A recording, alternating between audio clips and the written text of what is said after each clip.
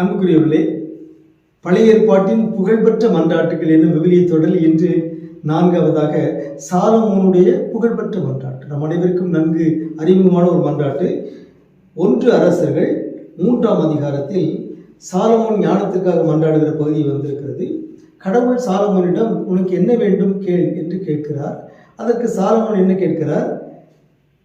உன் மக்களுக்கு நீதி வழங்கவும் நன்மை தீமை பகுத்தறியவும் தேவையான ஞானம் நிறைந்த உள்ளத்தை அடியேனுக்கு தந்தார். ஆகவே மிகவும் ஒரு சிறப்பான ஒரு இறை வேண்டும். இங்கே சாலமோன் தனக்காக கேட்காமல் தன்னுடைய மக்களுக்கு நீதி வழங்குவதற்கு தேவையான ஞானத்தை கேட்கிறார்.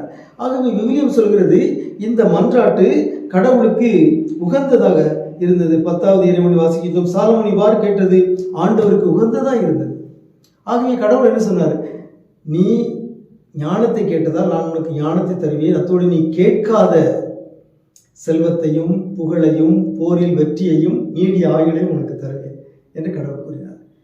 அன்புக்குரியவர்களே, சாலமோனிடமிருந்து இந்த ஞானத்தை நாம் கற்றுக்கொள்ள வேண்டும். ஆண்டவர் இயேசுவும் கூறினார், அனைத்திற்கும் மேலாக இறையாட்சியை தேடுங்கள், அப்பொழுது மற்ற அனைத்தும் உங்களுக்கு சேர்த்து கொடுக்கப்படும்.